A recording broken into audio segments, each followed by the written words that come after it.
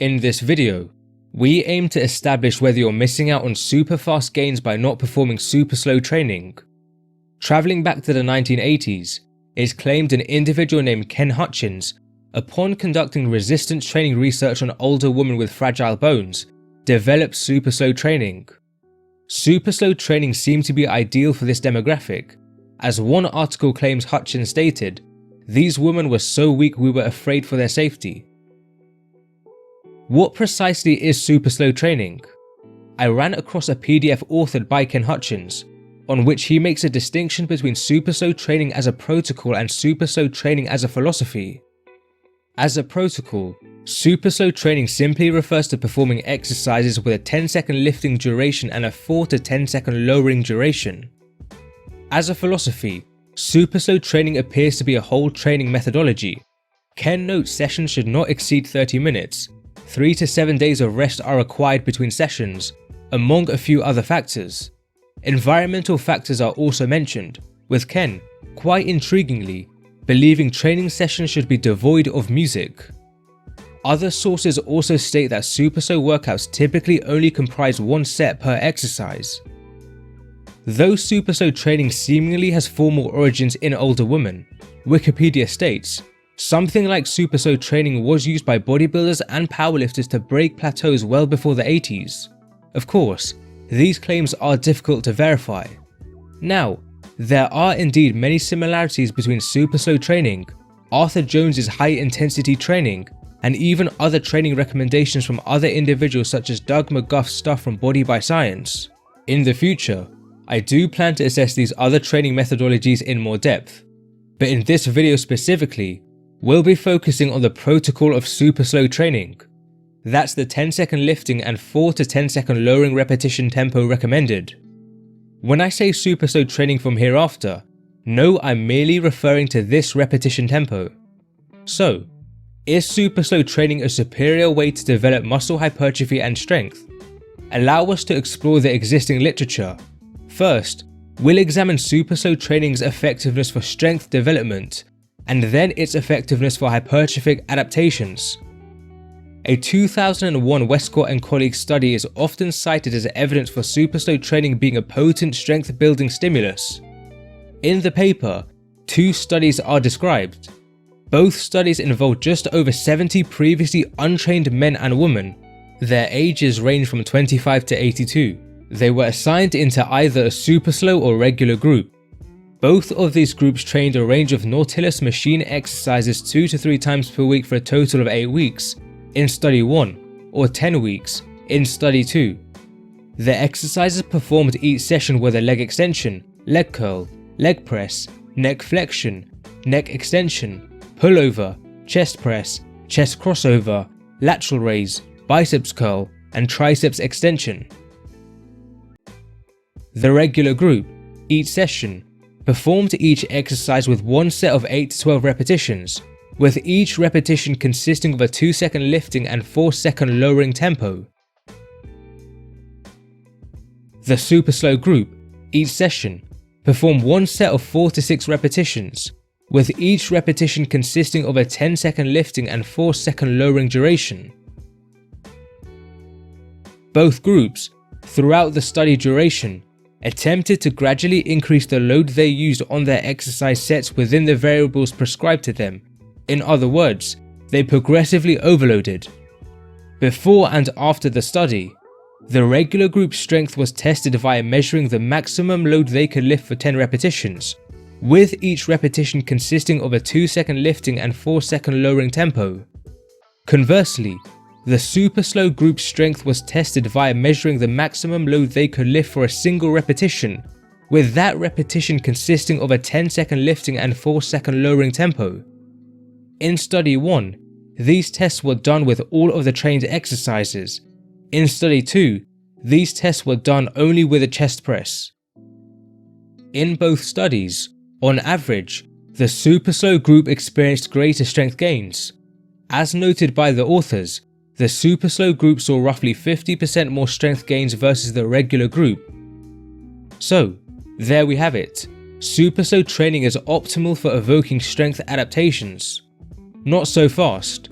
As with all studies, limitations exist, and there is one very notable limitation.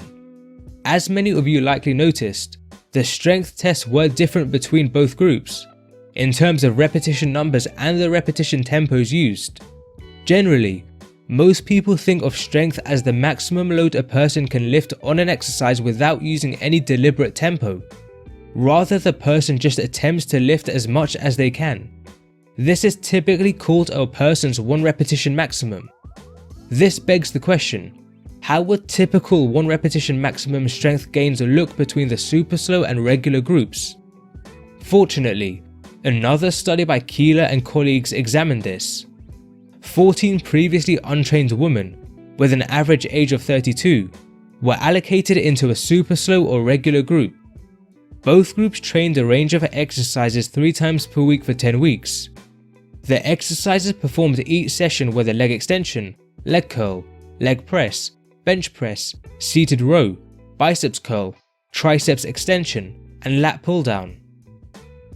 The regular group, each session, performed each exercise for one set of 8 to 12 repetitions with an 80% 1 repetition max load, with each repetition consisting of a 2-second lifting and 4-second lowering tempo.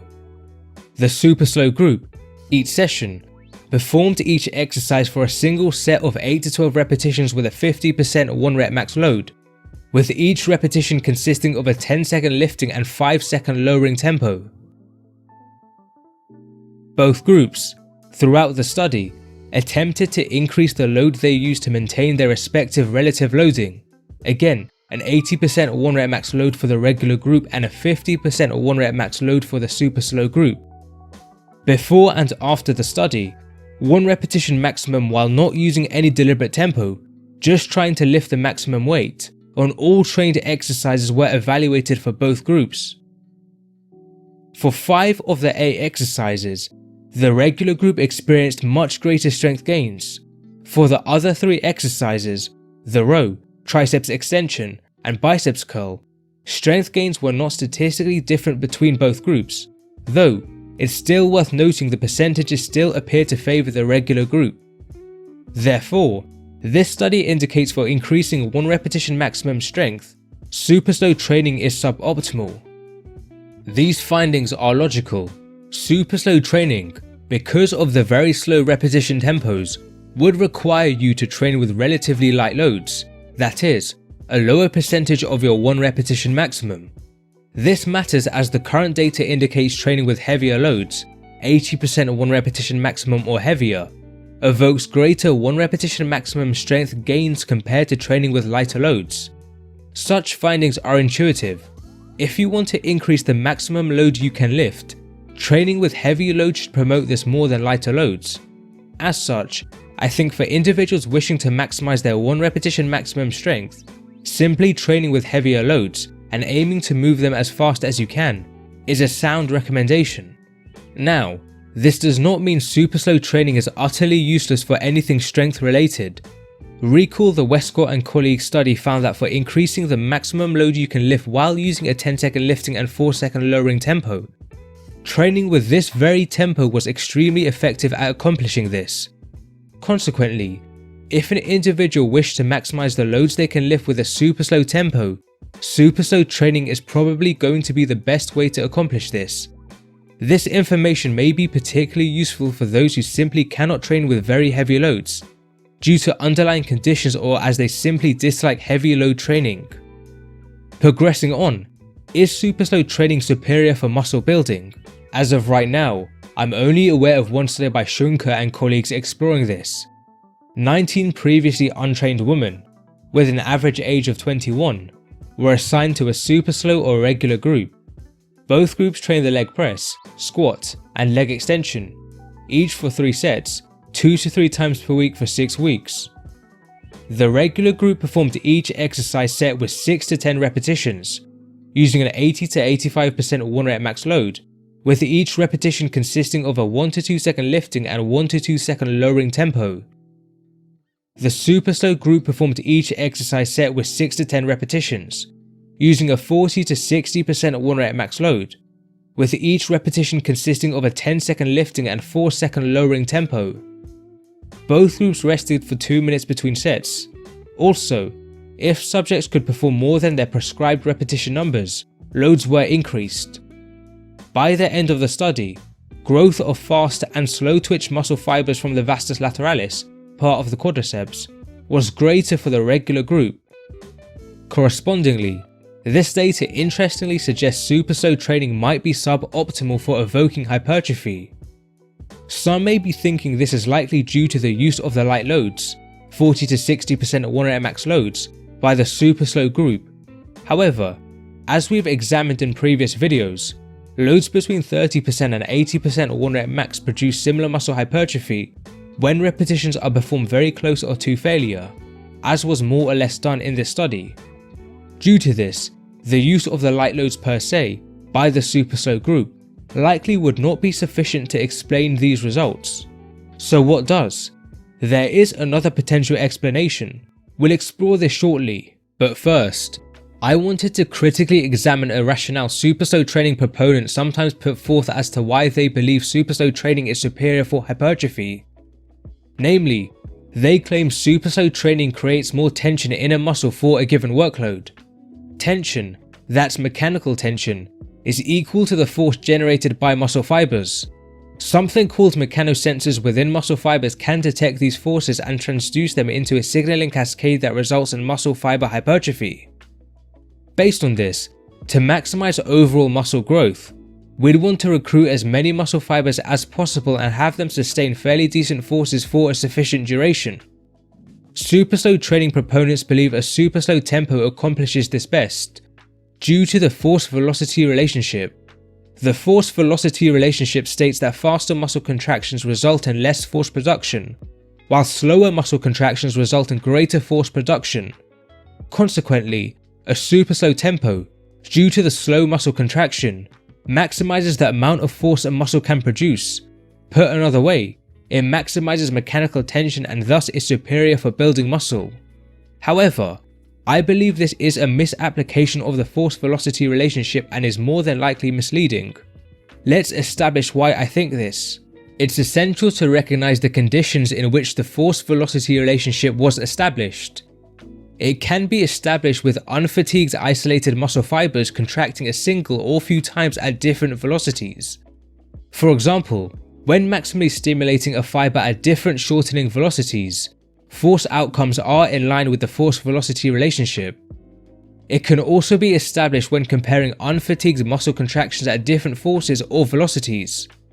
As a simple example, compare performing 1 rep with a 90% or 1 rep max load to with a 30% or 1 rep max load. Despite you trying to move both of these loads as fast as you can, your muscles will generate more force and contract slower against the 90% or 1 rep max load. This is in line with the force-velocity relationship. However, these aforementioned conditions in which the force-velocity relationship applies are very different from lifting a constant light load to or very close to failure, and they do not mean that lifting this constant light load slowly will result in greater muscle force production. Henneman's size principle helps us understand why. Different types of muscle fibers exist within a muscle. These different types of muscle fibers can likely be categorized across a spectrum. On one end are slow twitch muscle fibers, which generally produce low forces but are highly fatigue resistant. On the other end are fast twitch muscle fibers, which generally produce high forces but are highly fatigable. Henneman's size principle indicates when muscle force requirements are low, only recruitment of slower twitch muscle fibers is necessary, but as force requirements increase, or you near failure while attempting to sustain a given force output, those faster twitch muscle fibers are incrementally recruited. Here's the thing, with a given light load, lifting it slower actually reduces the force requirements. Force is equal to mass multiplied by acceleration.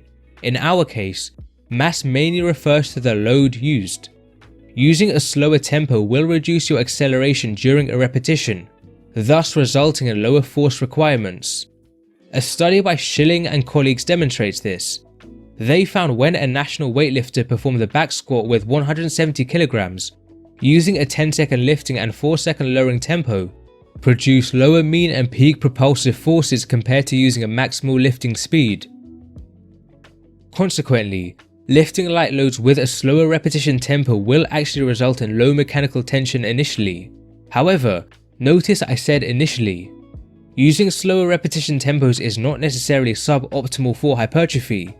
Recall, not only do force requirements determine the number of muscle fibers recruited, as well as the force produced by recruited individual fibers, but your proximity to failure while trying to sustain a given force output does as well.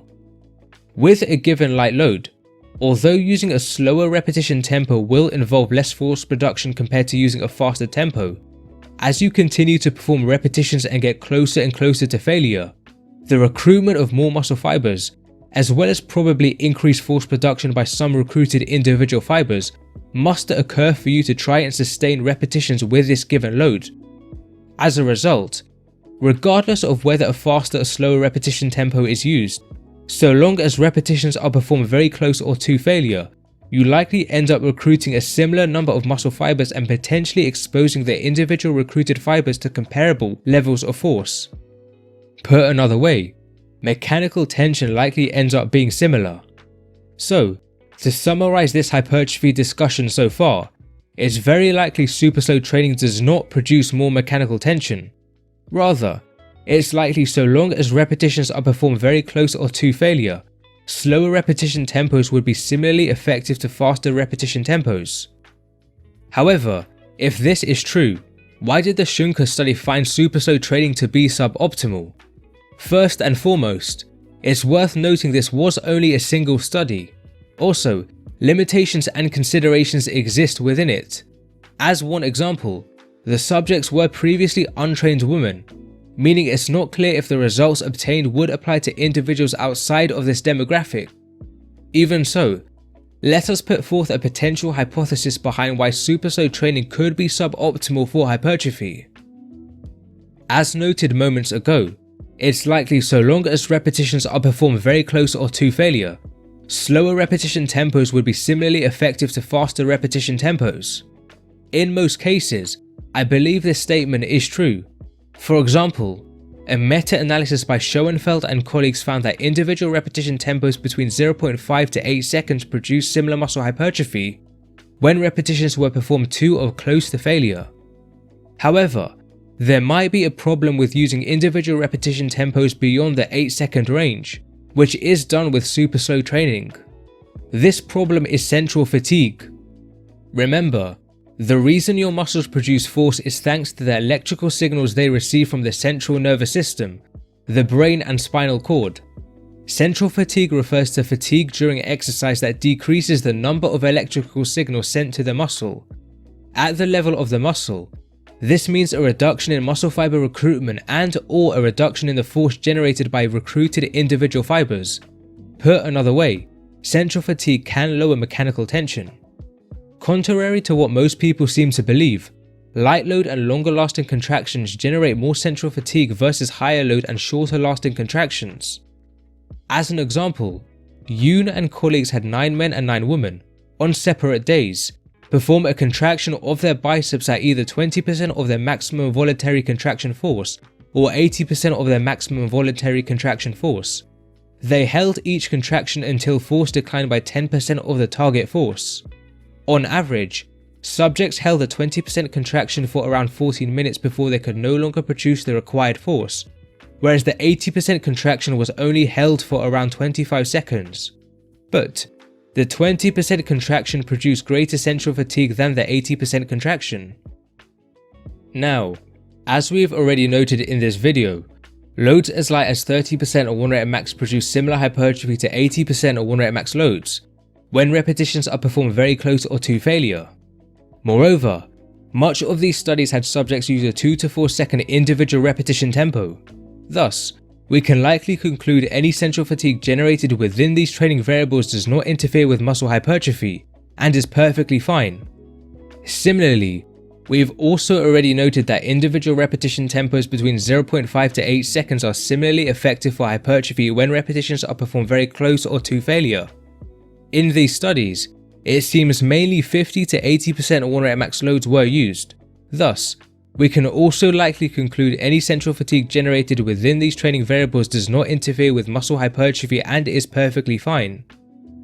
However, and this is the key point, perhaps super slow training, due not only to the light loads but probably more so the super slow repetition tempo of 10 seconds lifting and 4 to 10 seconds of lowering that would significantly extend the set duration, ultimately evokes excessive central fatigue levels that do indeed interfere with muscle hypertrophy. Perhaps this explains the Schunker study findings. It's worth again emphasizing this is merely a hypothesis based on the findings of a single study. At the end of the day, future research would be needed to substantiate this.